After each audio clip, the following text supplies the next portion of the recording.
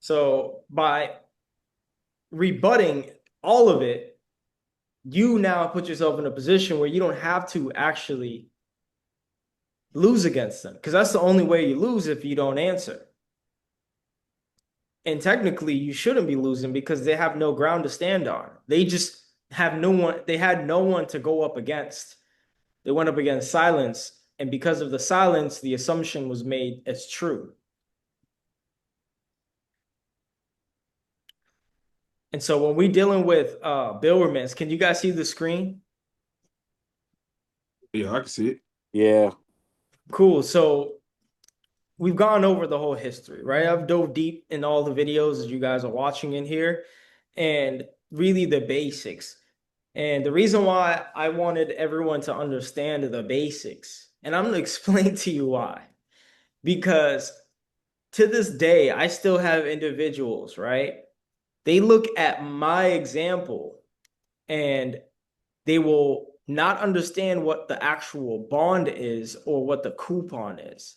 What they're going to do or what they've been doing is they're going to my example, right? They're going to my example and they're like tick for tack following everything without understanding what the actual bond is and what the coupon is. So I've seen people put the coupon information on the bond because their coupon was up top. Their coupon was up top. So what they are supposed to do is take the coupon information, put it on the coupon.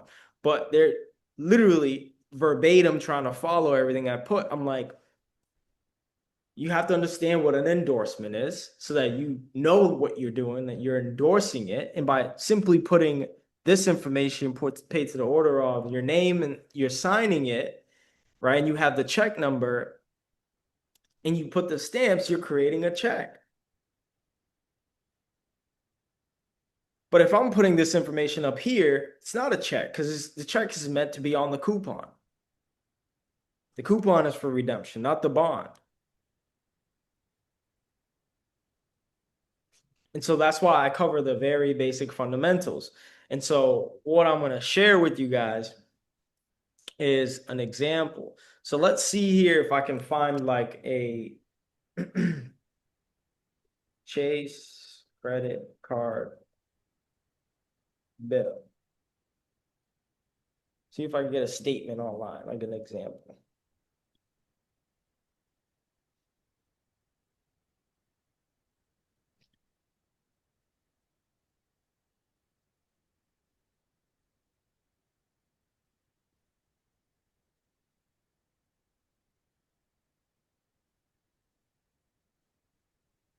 And I'm gonna real live just do an example for you guys to show you because at the end of the day, there's only a number of things you guys need to do.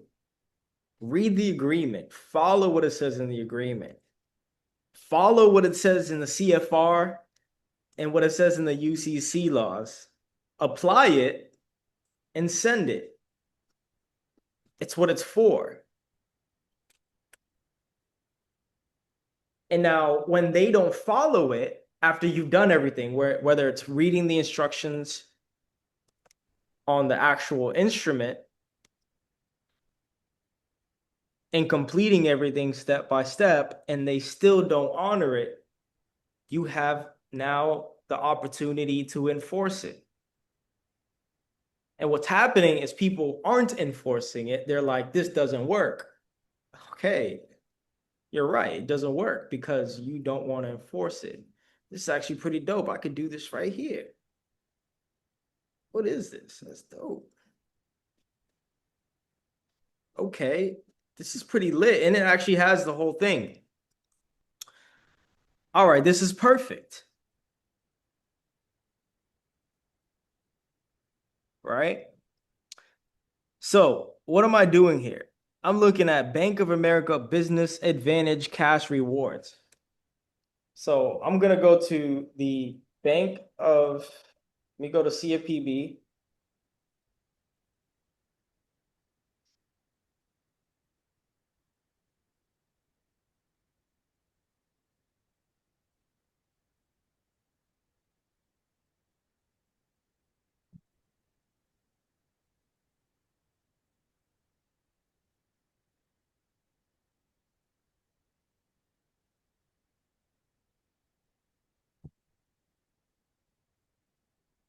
you don't find it in a CFPB, you can do Bank of America Business Cash Rewards Agreement.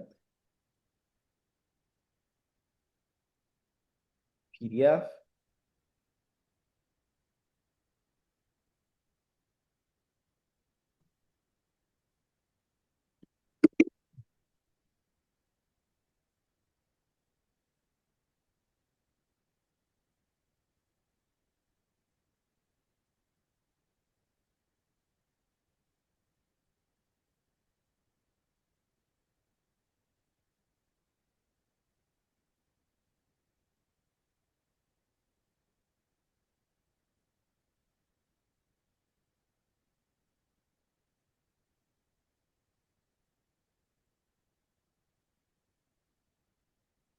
So these are the terms and conditions.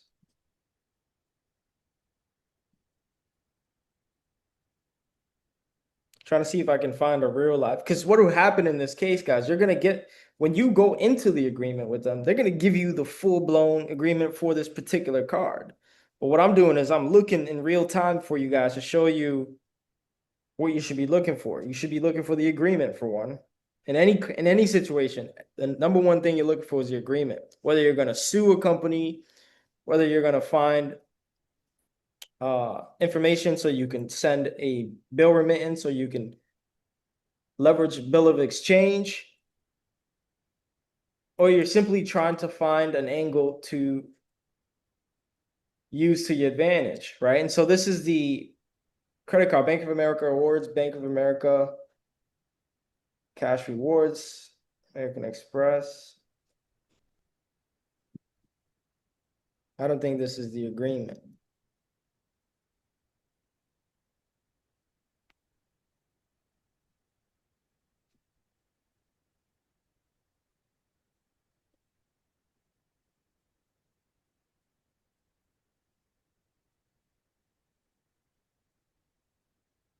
All right, so we're gonna pretend, let's pretend that this is the Bank of America Business Advantage Cash Rewards Agreement, right? This is for example purposes, guys. And this is why I think I want to make sure people aren't taking me literal, because you still have to do the process. You still have to pull your agreement. You still have to read your agreement and find this information. But I'm just giving you an example of how you should go about it. And so we're pretending that we got the Bank of America agreement here, right? And so we're going to find the payment section.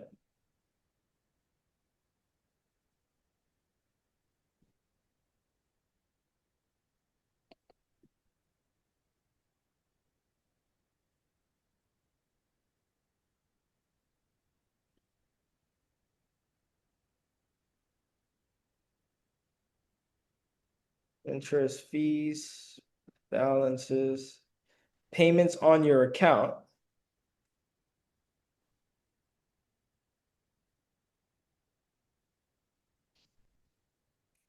Let's see what else we got. Promise to pay, other terms.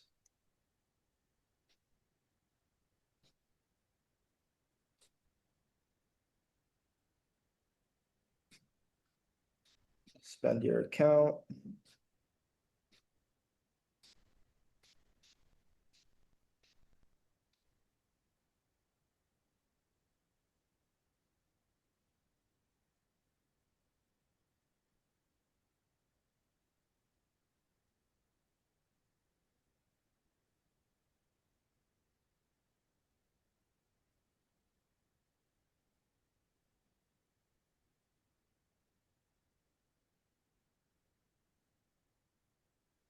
Hey, and also remember, when you look at these sections, it says we may sell your account. This is in every agreement. All this is in every agreement. There's a lot of things you'll notice as you read agreements that are common. So the fact that they're telling you here that we may sell your account at any time without notice to you, that's where the debt collectors come in. So anytime you go into a credit card agreement, just know you're agreeing to that. Right? And they tell you here too as well, if you're disputing anything and you send it directly to this address, right? If you have any late payments, whatever, you send it to this address in the agreement.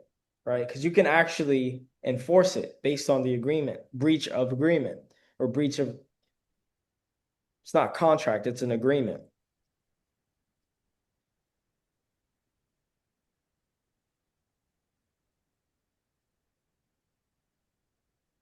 All right. And this is also standard, guys. They tell you they'll refuse your account. They'll refuse to honor it at any time without notifying you. They could suspend you or close you for any reason without notifying you. It's the same lingo in every agreement, guys. It doesn't matter which bank or which company you're dealing with. They'll reduce your credit lines if they want to, increase it, decrease it. And they tell you that if you were deemed a delinquent after 90 days, that's where it goes to charge off, guys. So past the 90 days, they'll charge you off. But it's different for every company. That's why you got to read it for your particular bank.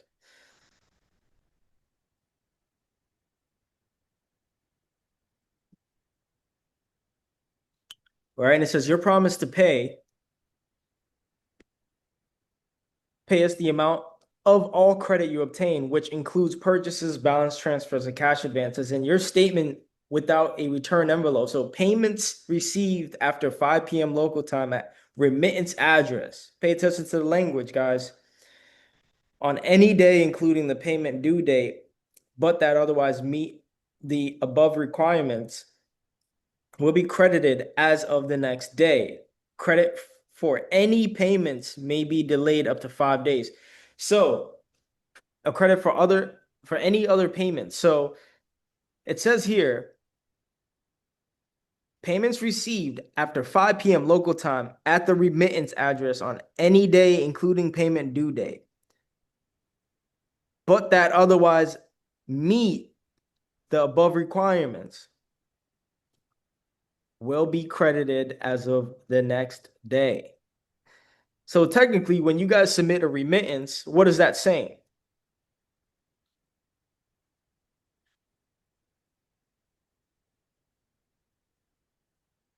What does it say? It'll be credited when? It said the next day. Next day. So when you guys make your credit card payments, how many days does it take for it to process? Take depends. It depends. Sometimes it may take a week. Okay, so what do you think Yeah, that category falls under? Any other payments may be delayed up to 5 days. you're saying yeah. So Oh, Are you yeah. paying attention, guys? catching the I detected. hints. Any other payments, right? So we've been paying it wrong. That's why we've been paying doing the other payments. Exactly. And so this is in the section where it says when you pay, your payment will be credited to your account. So when credit mailed payments, right, as of the date received, if the payment is received by 5 p.m. at the address shown on the remittance portion of your monthly statement, paid with a check drawn in USD or US financial institution or USD money order, and sent in the return envelope with only the remittance portion of the statement accompanying it. However, mailed payments need to be sent in the return envelope if we sent you a statement without a return envelope.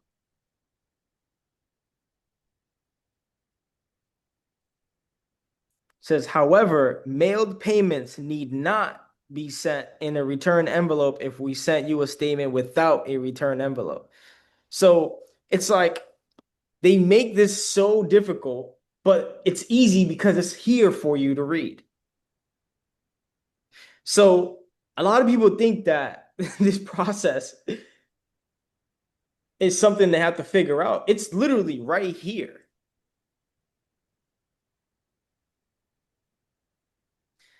And I'm going to give this example to individuals like, and this is because I'm going to be sharing this video, right?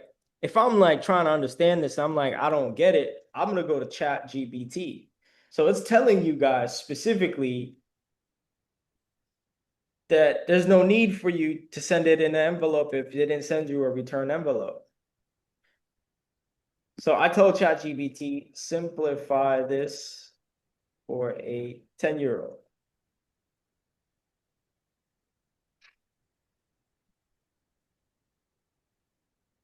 So we count your payment on the day we get it if it arrives by 5 p.m. to the right address on your bill. It's a check or a money order, right? So we all agree that it's exactly that, right? Because we turn it into a money order check.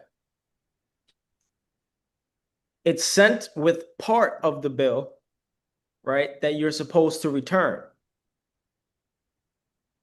And the return envelope we give you unless we send one, unless we didn't send one, right? And so they're telling you basically how to handle this situation. Because if you go and you follow exactly what's in the agreement and they don't honor it, they are in breach of agreement. They're not going to tell you that you can endorse the check. They're telling you what you need to send. And you're sending a check or a money order. So if the payment gets there after 5 p.m., we count it the next day. And so what a lot of people fail to understand is when they submit the remittance, it typically should be processed within the next day. Once it's received, they should be processing the next day. And if it's not processed the next day, you send them a notice. You don't wait. People are waiting. You don't need to wait because it tells you in the agreement how long it's going to take for it to do it. And the longest it takes is up to 5 days. So if you're submitting payments and they're not going through, they're in breach of contract. They're in breach of contract. See, what people understand is when they're in breach of contract, no one wants to force them. No one wants to hold them accountable. But as soon as they're being held accountable, they go running for help, right? And so what you have to understand is it's all just a game of sending notices. And as soon as you send just enough, you just need to send them 3 notices, enforce the instrument. You'll get remedy. They don't want to go to court. They're going to lose. They breached the contract. They breached the agreement. And how can we prove it? Because if they don't process it based on the agreement, it's a breach. The same way you don't make your payments, same way you miss 90 days consecutive, you breached it. You went into default. It's in the agreement. What are they enforcing? The agreement. You don't need to be smart to go outside of the agreement and look for unethical things they're doing. No, simply look at what's in the agreement. What are they failing to execute? And so this is why I've set you guys up with these particular rounds of letters. You just need to send them all the proper documents. You revoke the power of attorney because what ends up happening, guys, is when they can start doing things like closing down your bank account, all that stuff, you granted them power of attorney through the agreement, but you don't realize that. But once it's revoked, you can now challenge it. You can now ask them, hey, who went about closing the account? On this date, I sent this revocation of power of attorney, and nobody can seem to tell me who closed the account, who authorized it. Oh, you can't? All right, I'm going to fill out this FTC affidavit and this police report for identity theft because no one can tell me who went into my account to close it down.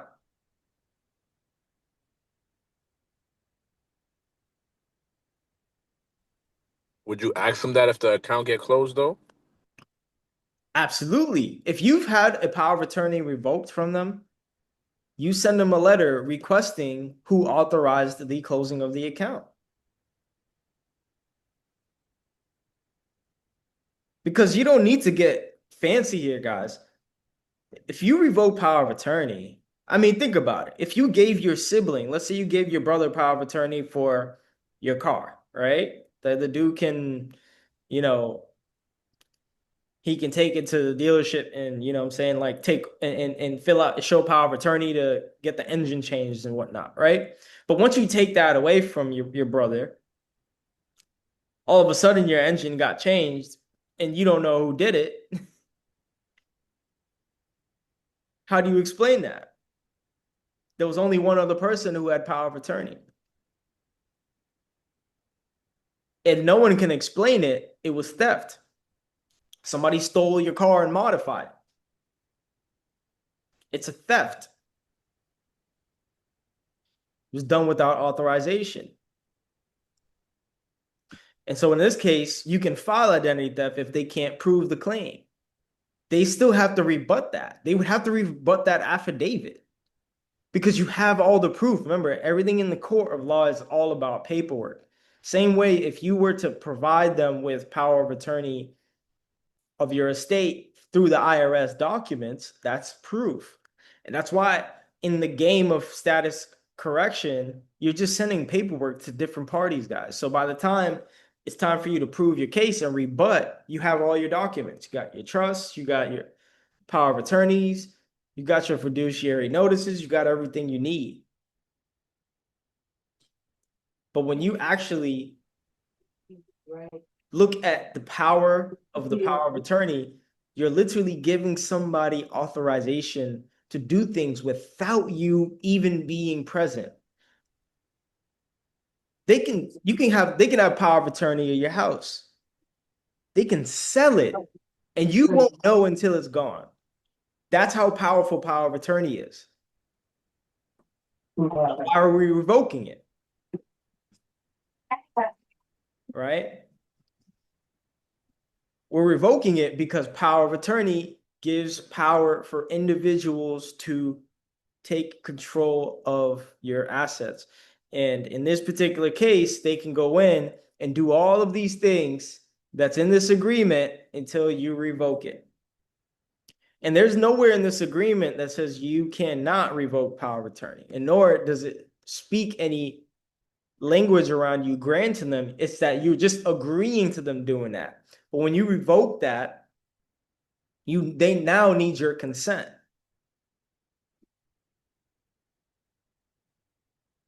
But if you don't revoke it, you can't enforce it because they'll slap this in your face. They'll be like, oh, well, your signature is here that you allowed us to close your account and suspend it based on the agreement. And you got nothing to say about it. You agreed to it. Point blank. A lot of people are agreeing to things, and then when it hits them in the face, they want to blame the company. Companies is going based on the agreement. Now you need to take that same agreement and flip the script on them. So I'm showing you guys right now what I would do in the event of bill remittance. Now there are going to be situations where it's not clear here. And this is where you send it to the indentured trustee. There's going to be times it's not clear what address to send it to. It tells you here the address shown on the remittance portion of the statement. Paid with a check. It's not saying cash, guys. Not saying electronic, digital, ACH. It's not saying any of that. Pay attention to this. It's telling you when your payment will be credited to your account. Credit for any other payments will be delayed up to 5 days. Everyone is busy paying electronically. That's why it takes up to 5 days or a week to process. It's because you're paying with it not standard. You're paying with it outside of the remittance process. And then when you guys think about it, it makes sense. But they're telling you. That's what is the worst part about this, is that they're telling you. That's really the worst part about it. It's in our face. And so the reason I like to share this stuff with you guys and give you these real-time examples is because if we just slow down and go back to the root cause and go back to the basic fundamental issue that caused whatever problem we're in, whether it's a debt, whether it's a financial obligation, we'll find a lot of answers. And this is the first one, right? And it's different for each company. You just have to read it. And the reason I teach the way I teach in the university is so you guys can be independent. Right? The people who come in and they're like, all right, I'm going to copy and paste everything. Yeah, when things don't work out and you don't know what happened, that's because you still lack the knowledge. You're still the same person you were when you applied it, uneducated. So I'm slowing this down and breaking it down so you guys can see it's in front of our faces, guys. I mean, now every month when you make your payments, you're gonna be paying attention to how long it takes for it to process because it says it right here for all other payments. Could be different because you guys have different corporations you went into agreement with. And so now that I determine this, it says for the Bank of America statement, I'm looking for the remittance portion on the monthly statement. Now let's go to the statement.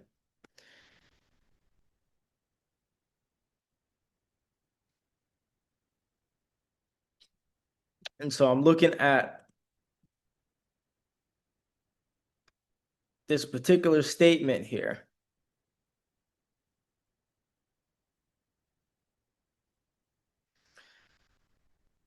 That's from 2019, right? It's for a balance of 4,600, right? Keep in mind it's a positive number. When have you ever seen a check that you owed that was positive? Right? When you guys receive your pay stubs, it looks just like this. It's a positive number. And so it just makes too much sense. So what we're going to do here is we're going to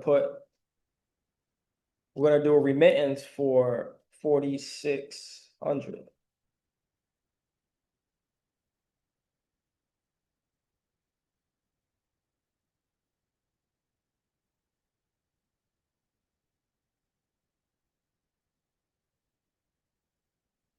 Right? I'll leave a balance of like $37. You can do it in full, payment in full, right? It's up to you guys. You know, there's back and forth about the accounts being closed. Remember, it's already in the agreement. We may suspend or close your account.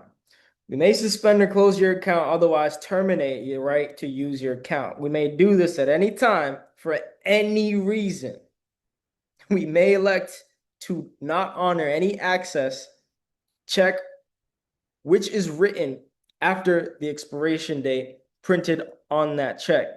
You may close your account at any time by notifying us in writing and by telephone. So you got to notify them in writing or telephone and then close their account, but they're not going to tell you. They're just going to do it. Your obligations under this agreement continue even after the account is closed. So even if you owe a balance or whatever, this agreement still stands. And so when people argue that I disputed and my account closed or this bill remittance process led to my account being closed, no. When you first signed the agreement, your account was going to get closed, whether you were in default or not.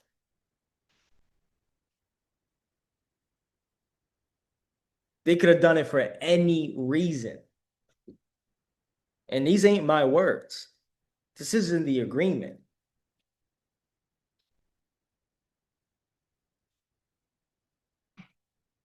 This agreement is telling you everything you need to know about your current situation. And this is why I'm teaching the way I teach, so I can give people the tools they need to take back control.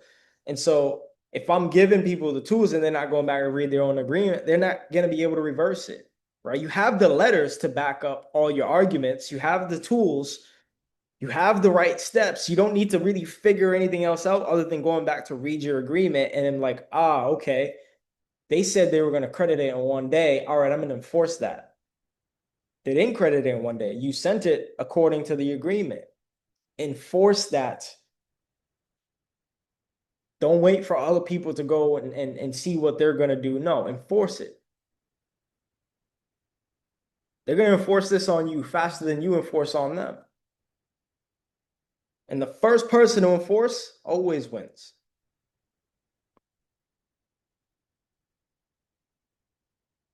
Because they got the upper hand. Now you have to rebut that you're behind the ball game. Right? And so the reason I'm bringing that up is because, when people pay the full balances, they're afraid that their accounts may close. It can close even if you paid on time for 16 years. Your agreement said that it can happen at any time. And so that's what I'm trying to show you guys. So now we've got this portion down. The next step we're going to do is see if it'll allow me to the order of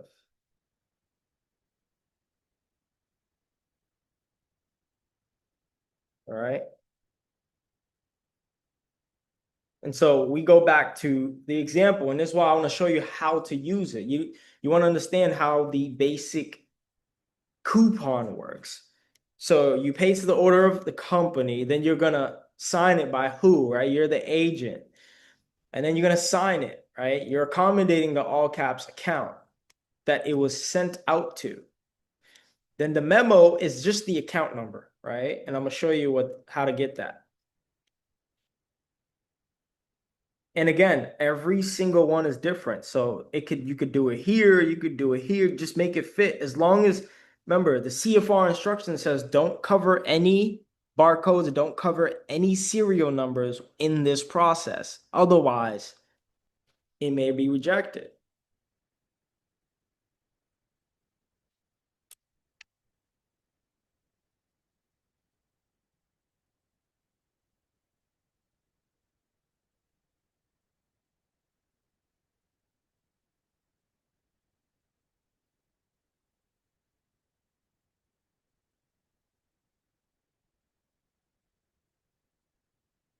All right, let's pretend that's who it's going to.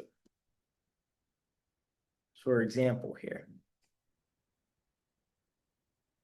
Or I'll even put this lady's name on it just so it looks real, right? Julie Grando, right? And then the next section,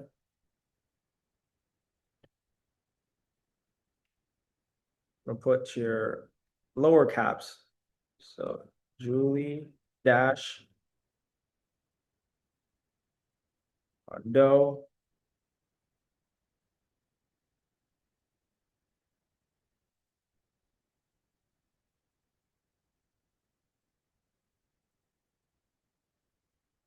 And what's your signature?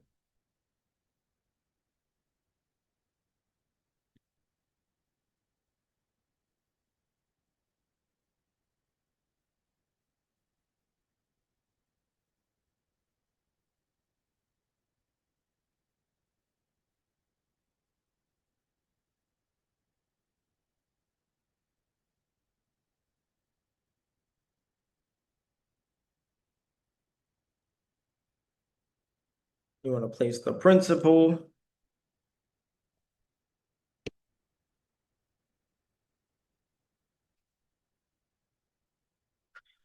And now that you got all of this fun stuff here, you can even put this on the bottom to sign, right? Remember, this is a check, guys. So just there's no one way to do that. Every single statement is different. Just make sure it fits and they can read it. That's it. So in the memo, what we're putting here is just the account number. So I'm looking for the account number here. So it looks like this is the account number. And get rid of this text.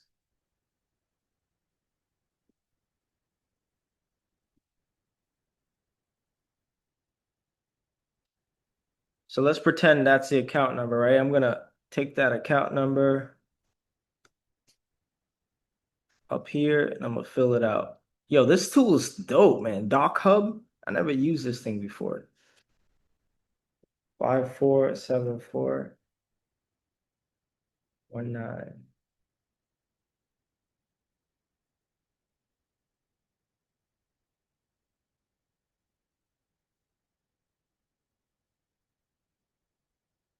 That's your account number, guys.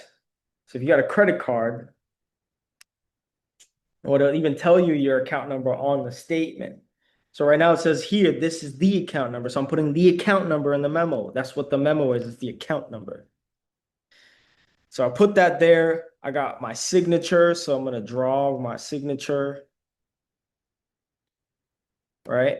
Sign that bad boy just like that. And then I'm also going to add the dollar amount in lettering.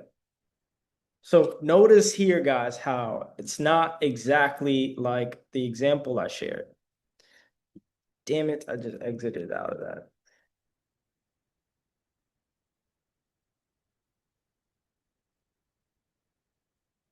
You guys following me so far? Like, is it all making sense? Yeah. Okay. Just want to make sure I didn't lose you guys, man, because it's like it can get tricky, but it's actually pretty straightforward. Because at the end of the day, let's say this coupon was up top, like on the top here. We're just doing the same thing, but you have to do this exact coupon section the way the other coupons are being done. And a lot of the wording could be flip-flop. Like this box can be on this side, and then you still have to do the same thing and work with it. And so what I'm trying to share here is that it's possible for you to do it differently without stressing about it looking exactly like the example I gave. Because I was running into that a lot. And like the example I gave is because it is for people to have a visual. Not every single document looks like that. So I'm gonna put 4,000, no, 1,000, $600, right? And then you could do 0/100, right? For the pennies. That's the check, guys. You can add the codes. You don't have to. People have had success with it, but you need to put your stamps. Those are Mando, right? So let me see if I can get like a stamp here. Let me draw a stamp. Make this box big.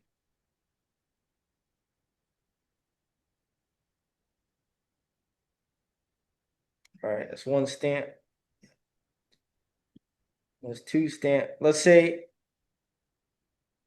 I got my stamps, right? I got my highlighter. Would it let me draw with the white? Oh, yeah.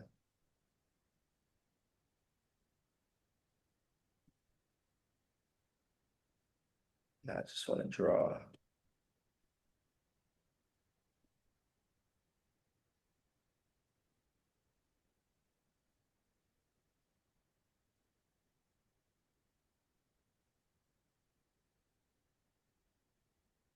See, I got the 1 cent stamp.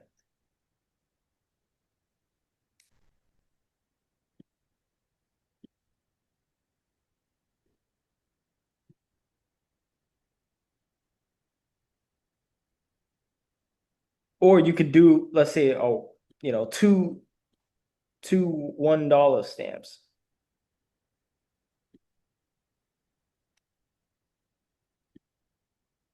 But for like a balance of 4,600, you could do a $1 stamp, a $2 stamp. So let's say we do a $2 stamp.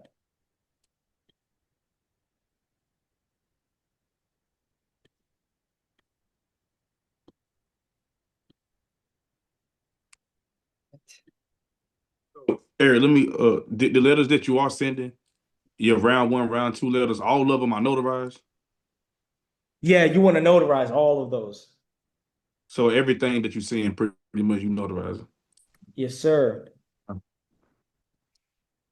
Notarize those bad boys. Always notarize, because once you notarize it, man, it's an official document. That sucker's official. So let's pretend this is $2, right? I got you guys with the $2 stamps here. And so you're basically now, you got $3 worth of stamps. You've endorsed it, right, to the agent, which is the all caps name here, right, with the principal. And then you're going to have paid to the order of Bank of America. And then you're basically putting by accommodation your signature as the agent, the account number, and then you're going to put your stamp. You're going to put your stamp. I'll stamp that bad boy right here.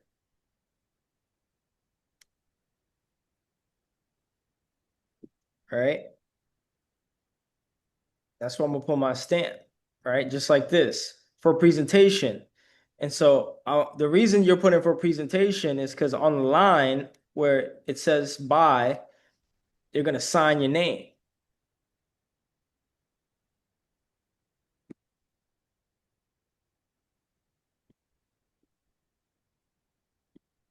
Right? You're going to sign your name because you're restricting. That's why it's called a restrictive endorsement. You're restricting it to your account, which is your principal account. Because if you leave it open, you just defeated the purpose of a restrictive endorsement. What was the point of stamping a restrictive endorsement if you didn't sign it? And so you're going to use this to restrict it, but it's being paid to the order of Bank of America. So Bank of America is still going to be able to redeem it. They just can't take it as an open-ended check and then claim that it wasn't received.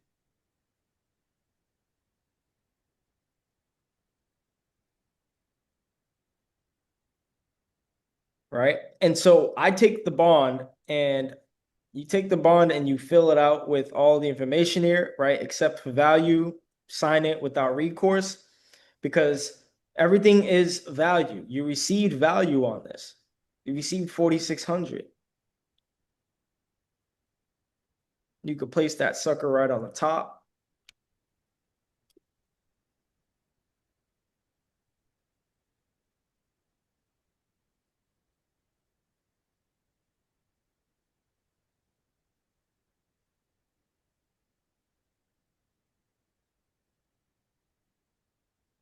Anyone know what without recourse means?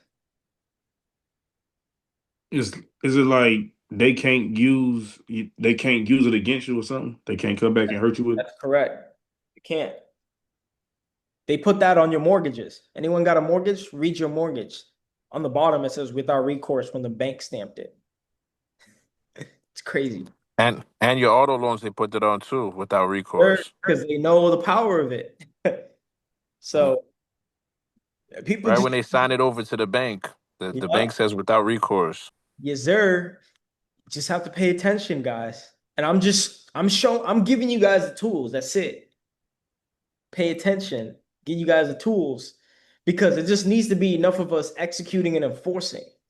It's the enforcement that's what's going to get the remedy. Because you guys are doing everything correctly. People just are like overthinking everything. It's not that difficult. Like we read the instructions. I've done the videos on the instructions. I've broken down the laws. Now it's just a matter of us holding it to them. Like challenge the status of their decision, right? How do you decide whether it's right or wrong? Prove it. Prove that you can't accept it. And so we've completed that portion of it, right? And as you can see, guys, it's not that difficult. It's really not that difficult because I didn't do anything significant here, right? It's optional to do the UCC stuff because again, I did this learning from individuals who had success with it. So they did it with the success. I don't see the need to do it because when I read the instructions, it doesn't state to include that in there. And so it's not mandatory. So you're not gonna win or lose by not doing it, right? It's an optional thing. It's not gonna hurt you, and it's not gonna actually make a huge difference, right? And as you read the rest of the statement, guys, right, you'll notice here that it has an address here, business credit card, PO box, right? And this is the address that it's telling you to send it to. But I haven't seen any explicit instructions. that state, that's where you are to send it to, right? So mail billing inquiries to and mail payments to. So yeah, that's the payment section. So you're mailing it to there. We saw that in the agreement. Now remember, guys, it could say something different for the actual business credit card location to send it. But I need you guys to just understand the concept of where to find this information, because this is where the answers are. And if you can understand how to find the answers for this, you guys are good to go. You can read any damn agreement and know how to mail it to the right location, right? And it tells you here. So at the shown address on the remittance portion of the statement.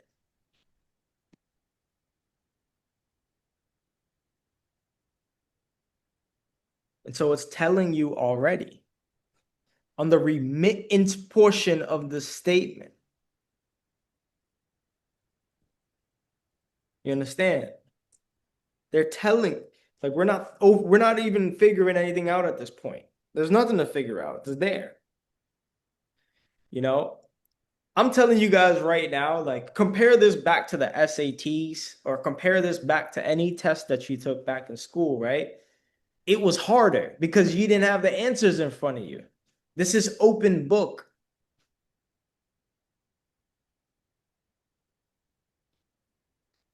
This is open book, guys. We had a more difficult time in school executing things and getting answers. This is open book. This is right in front of us. So now we're getting this opportunity to review the agreement, follow what's in the agreement, and let's say we mail this out, okay? So we've got what we need. We got our stamps.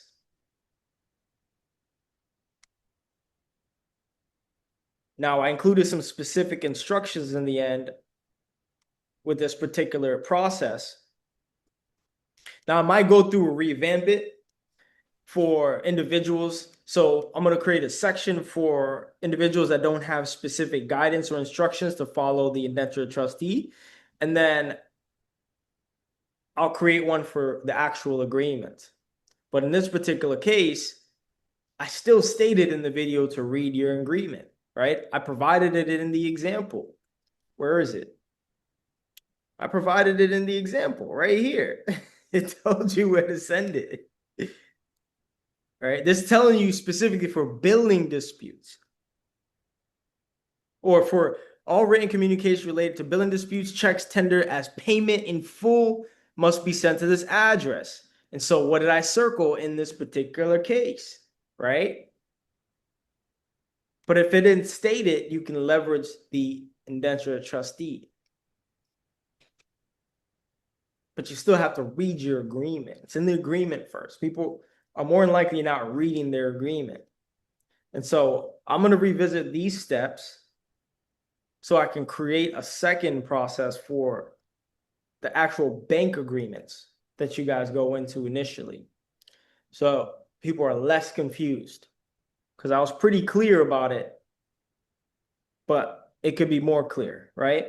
I want to separate it some more so that everybody understands, because I tell them read the full security agreement with the company or companies you contracted with as it maintains specific instructions, right? So I'm pretty straightforward with all of this information, guys. Now you guys are seeing it in real time, and I'm breaking it down again for you once again. And as you can see, it tells you even more, right? It tells you here if you believe you have a transaction in your statement that's an error, you send it to another address, a very specific address that's different from this address. And so they tell you how to handle different situations, but people think that they could just go on Google, find the company's address and mail it. And then when they get automated responses, it's an issue. Now, it's not to say you won't get an automated response when you do send that stuff, but keep in mind that it's giving you those instructions. Now, here's another really good tip, right? Notice how on the bottom of the same exact one, it says we credit payments as of the day we received the payment. It's the same as the agreement. It's on the bottom of this, guys. I'm not making this up, right? You guys seeing what I'm seeing, right? I just read that in the agreement, and it's on the statement too.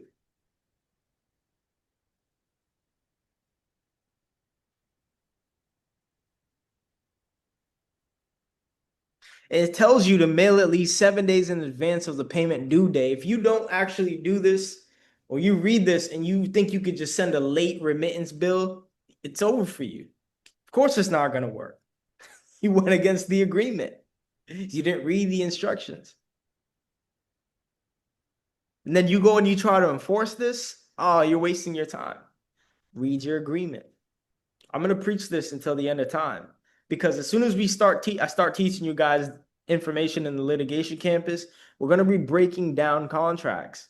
We're going to be breaking them down, and I'm going to be showing you how to use the language against the companies.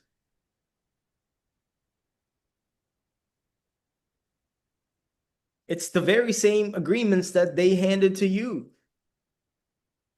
You just have to know how to manipulate it like they manipulated you to begin with, right? I've been manipulated all this time till I started reading them. But when you start reading it, you start realizing, man, this stuff is in front of our face, right? Notice how I went and I found a separate credit card agreement related to Bank of America. It's pretty similar, guys, right? But still read your agreement. Look for your specific one, because it can be different. You want to be very thorough with this, guys. You have to be very thorough with everything and make sure that is being done correctly. Now, I'll throw it up in the air, right? I don't mind doing two more calls like this, where I break down very specific agreements. So if you guys have like a couple of agreements that you want to go over through and I can walk you through step by step, I'd be happy to, so that I can get that particular company's process. Yeah, I want to try the AT&T. I remember you said you had got Remedy from AT&T before, so that's the first one I wanted to try. I just haven't put a lot of time into it, man, be honest. But I want to jump. I need to get into this. That's right, my brother. Yeah, Absolutely right. And that's the whole name of the game. You got to put yeah, I gotta time, get this. you Yeah, know, because a lot of y'all came in here and you put in the time into learning the material, and you've been executing and you're getting nothing but results. So it's just a matter of time. Like, put in the effort, master it, and now you really start becoming aware of how everything works. I mean, just think about the short period of time I just spent with you guys breaking down one agreement, right? I've done multiple agreements. I've done contract agreements for Amex. I've done Capital One. They're all very similar. I'm mastering agreements at this point. Like, I don't even need to look at agreements to understand how they work. It's actually helped me in the credit space, right? Helping individuals restore their credit, because when things happen and accounts close, and I'm able to just refer them in the section of their agreement and say it's nothing to do with credit repair, because technically, guys, right? Look at this.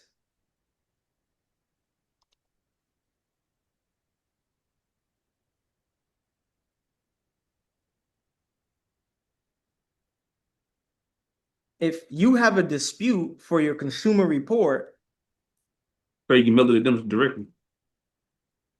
no, it tells you, it gives you the address here on where to submit disputes. So if you believe we have furnished inaccurate or incomplete information about in your account to Consumer Reporting Agency, write to Bank of America. Please include the name, address, and phone number of the account and explain what you believe is incomplete. So it's in the agreement as your right to dispute inaccuracies. So if they close your account based on you disputing inaccuracies, that's a breach of the agreement. Why would they breach the agreement? For this reason. Yeah, It that's makes no crazy. sense. So they're not closing your account because you disputed, bro. They're closing it because they told you they can do it for any reason. Yeah. And They you don't even have to explain it. exactly. And they agree, and you agree to it. So how you rebut So that? so so even when you revoke power of attorney, No, you got to revoke it. Once you revoke it and they close it, that's when you can challenge it and enforce it. you got to set them up. You got to You gotta set them set them up, up. bro. Set them up. You got to have that power of attorney revoked. Let Gotcha. let them close that down, and then you can send them a letter or notice. Say, hey, just wanted to confirm, you know, notice my account closed down. I revoked power of attorney on this date. Who closed my account and who authorized it? No one answers, send it again. From there, you file all your paperwork, bro. You give them a notice again of, hey, I'm gonna file identity theft if you guys don't tell me who closed my account after I revoke power of attorney. If they don't respond, then you file all the paperwork. You have grounds to stand on. Now, nothing that goes on based on this agreement can be held against you because of identity theft.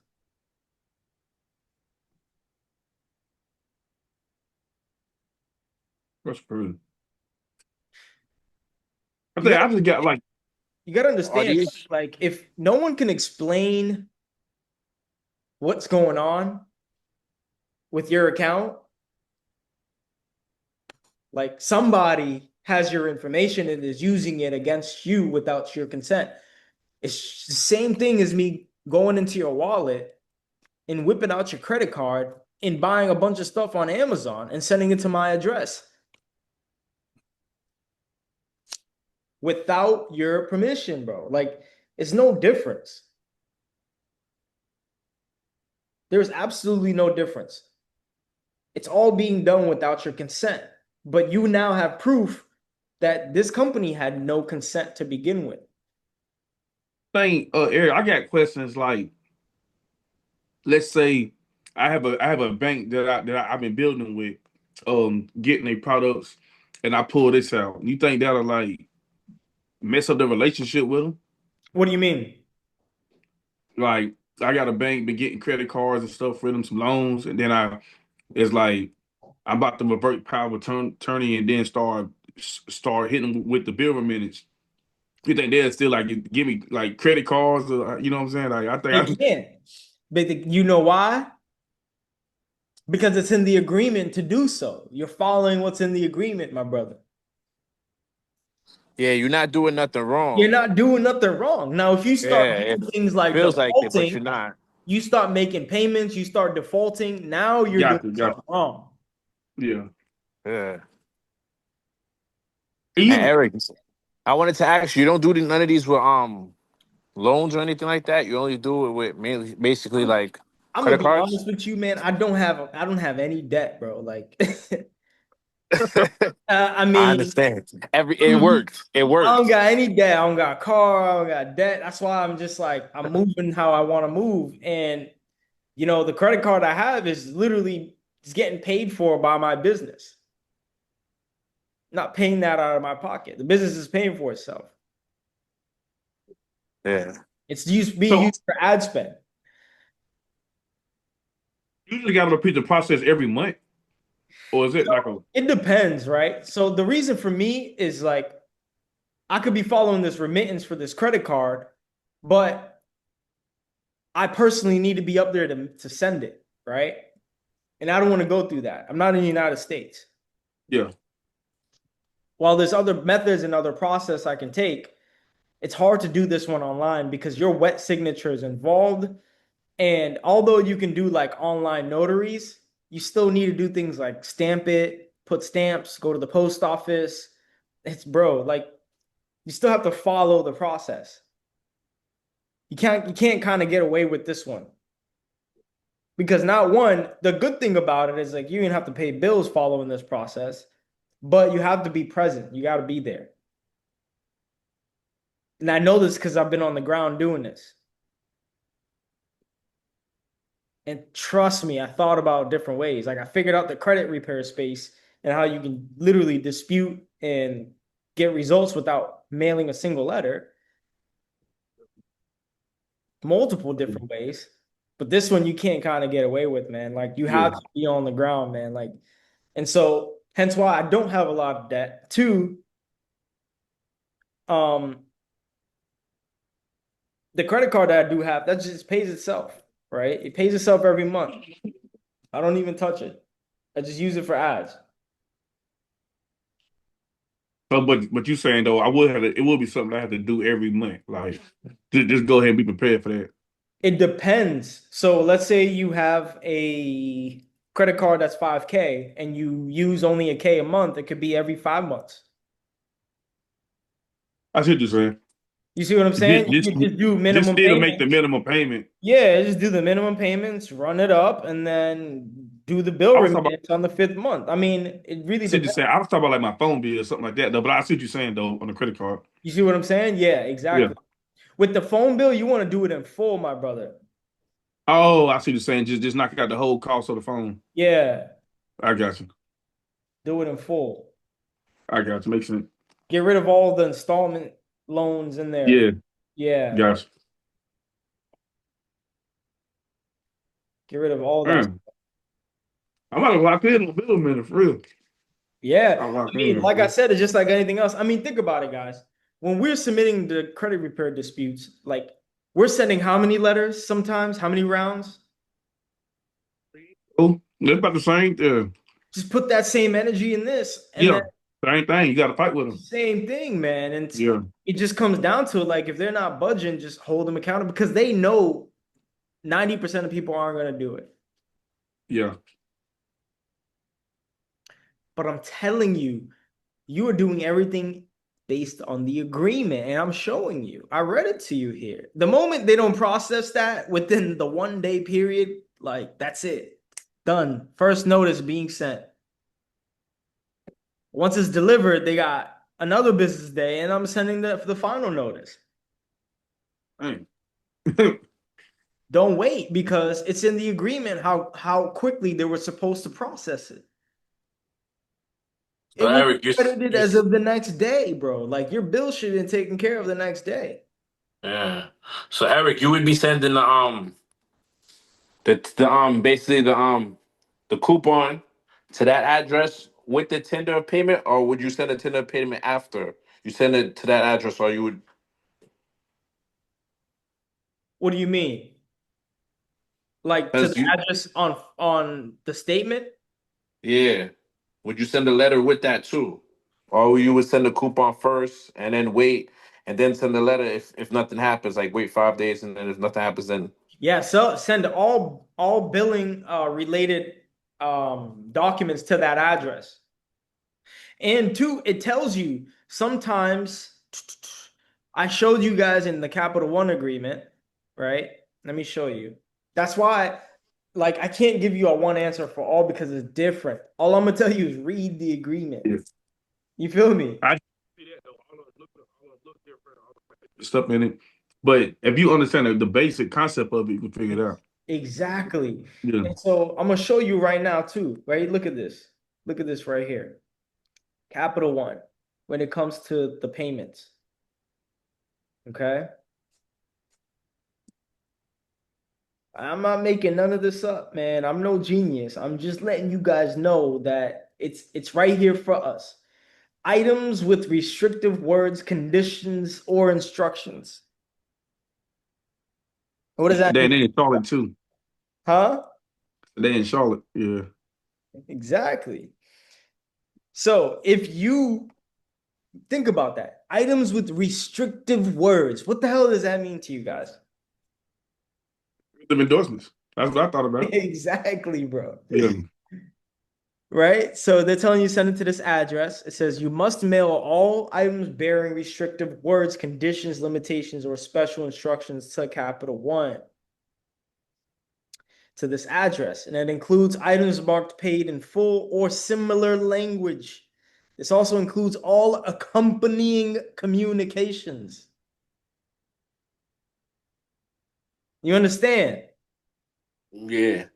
So I can tell you what to do, but I'm telling you that they're telling you what to do in the agreement.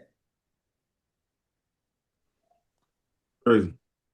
So I'm not the one with the answer, guys. I need you guys to understand, like, I may be giving you guys all this info and I may be breaking it down and like, but it's all in front of us. But it's case by case, it's different by the company. That's why I teach the way I teach.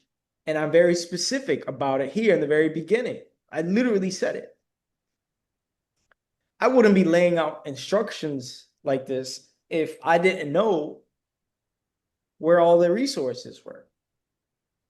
And so this is why I'm telling you, just follow what it says tick for tack. Because as soon as you follow these instructions and they don't fulfill their end of the bargain, let's see what Capital One says about processing payments. We accept processing. We may accept processing payments without losing any of our rights. We may delay the availability of credit until we confirm the payment is cleared. This may happen even if we credit your payment to your account. So they're telling you that we may credit the payment to your account, but they may delay the processing.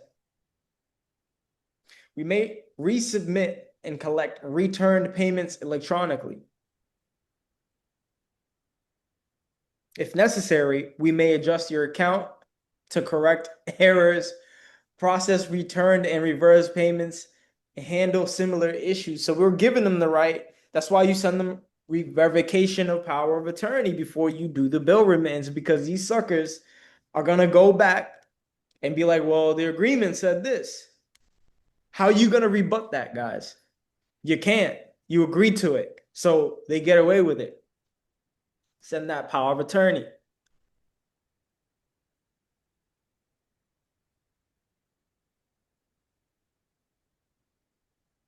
Got a charge off with them too. I wonder if I can try it on that. Of course, you can basically $300. bill of exchange anything, guys.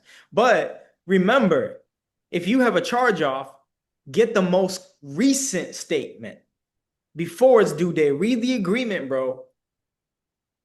Remember, I just finished reading this, and it says that if you don't send it 7 days before the due date for America, they're not gonna take it, bro.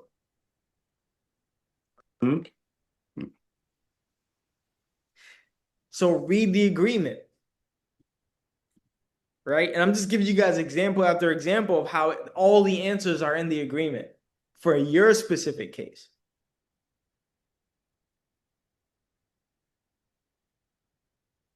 Just have to go back and do the basics. Read the actual agreement.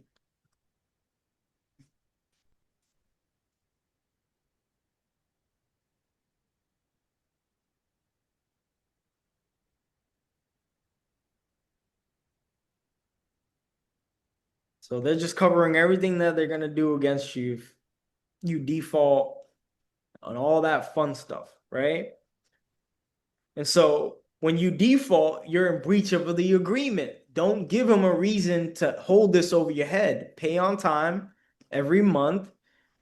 Apply the process. So if they don't actually accept it, keep paying.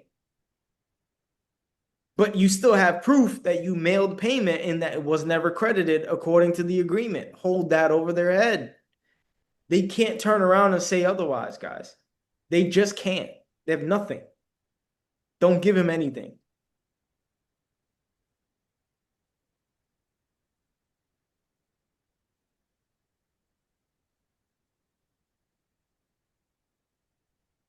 It's much easier to fight an account that is currently positive, an account that is being paid on time and it doesn't have any late payments and is not in default, right? An account that is not in default. Because now they can't use it against you. That makes sense. Can't use it against you. Yeah. They have no ammo. They have no ground to stand on. This is the very same agreement they're enforcing on you. You're spinning it back. You're spinning the whole block on them. You're literally taking it back and putting it on their face. Say, hey, well, in the agreement, this is what it says. I sent it to the address with all accompanying communications. On this date, here's the certified agree return receipt with the certified number, and I have copies.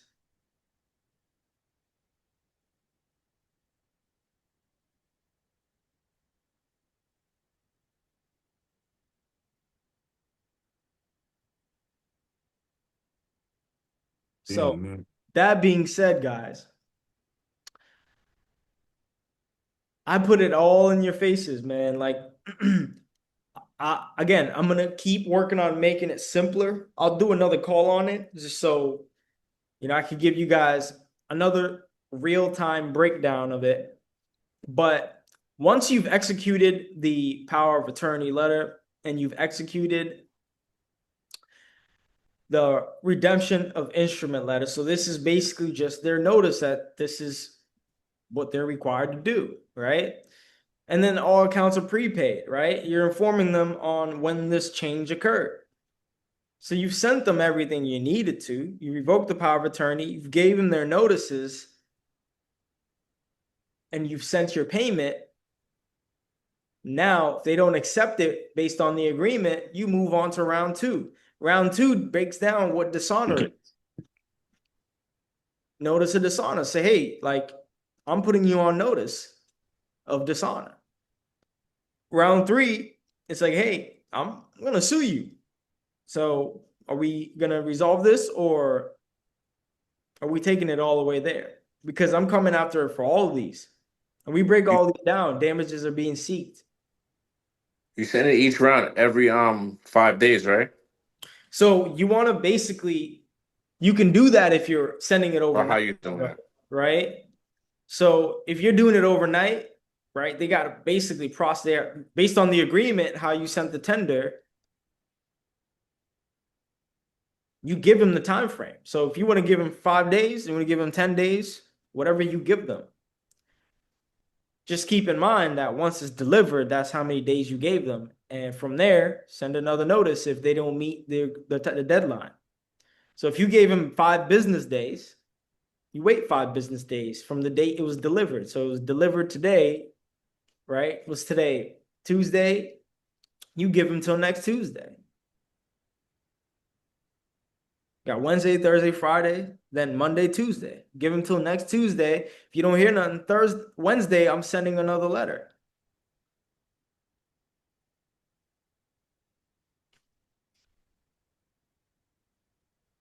Right? And this is why I tell you guys, you change it right here. 15 business days, 5 business days. Decide how quickly you need this done. Right? And they can move quicker if you send it overnight. You can overnight it, they'll get it next day. Or you can just do the standard 5 to 10 business days.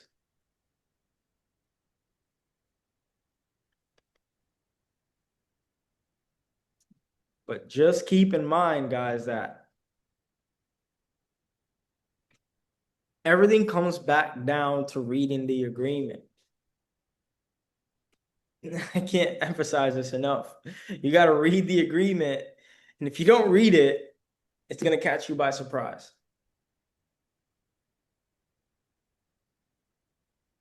But what you guys think about that? Eye-opening? Yeah, that's good. Like I just say, I just need to put more energy towards it. I have went and bought the stamps and all that stuff, but I just haven't really locked in on it. But knowing I got to, I need to get up on that for real. But yeah, definitely. Absolutely. Just going by, just looking how you got it broke down. Like you got it broke down really good. Yeah. It's a straightforward process, man. And everything comes down to reading the instructions. That's it. Also, too, how you found it on the CFPB, that was pretty neat. Oh, yeah, I all didn't the credit see it. card agreements?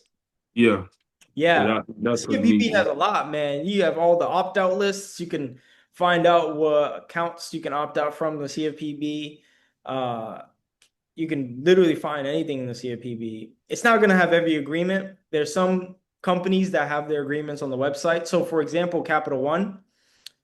So, Capital One's pretty good about that. You know, you'll search up Capital One, and Capital One will literally give you what their agreements on their website, like full blown, all of them. Look at this, all their credit cards. Crazy. Yeah, they ain't Right? even, they want you to see it. So you know what I'm saying, like you're not holding back on that stuff, so you get to see specifically, what you signed up for, and what you need to know about it. But I can't emphasize this enough. A lot of people want remedy, but a lot of people aren't willing to do the reading, and they're trying to follow the method I'm teaching, tick for tack. Well, I'm not really giving you a tick for tack method. I'm giving you a method so that you don't have to figure it out from scratch. Patience of it. It's exactly what it is, right? You don't have to figure out from scratch. and you get all the tools, especially here, you get all the tools you need. You can drop questions in there, I'm gonna answer them. And it's pretty cut and dry, man. But got to be willing to put in the work for this stuff and enforce. Because if you ain't enforcing, so much for that, right? So after you send that third round notice, how many times have you had to actually file a lawsuit, like going through the lawsuit? Only 3 rounds, man. 3 rounds, and you can start building a court complaint. You know what I'm saying, how many times has it went there? What do you mean? In Like, court, he's talking about like actually going in court. I don't think you actually would go in court, bro. You might just file a Nah, they're gonna complaint, settle with you, man. and, Like, and then they're gonna like holler at you, bro. You never yeah, have to actually probably step physically foot in a courtroom, correct. probably in the court It's not building. going to court, bro, because they already built I the ain't agreement. I They ain't already, saying I ain't saying going to court. I'm saying false filing a lawsuit. Like do you actually have to file the actual lawsuit to get remedy, or are they oh folding yeah, for you? what? Of course. Yeah, Yeah, That's when they know you serious, bro. I got yeah, you. Yeah. and you gotta always Have go in all with the that notices. attention. The notices are your ticket. Your notices, your Mhm. evidence of attempt to fix with them. You just show up to court with a So court complaint, all your notices, all your evidence, your agreement that they breached, bro. They're like, how much you want, bro? What can we do? so pretty much go into it preparing to have to file a lawsuit against them. It depends. It's case by case, guys. Like I keep telling you, like I guess. Yeah. there's people who get remedy on like the first try. It's people who have to go 2, 3 rounds. It's case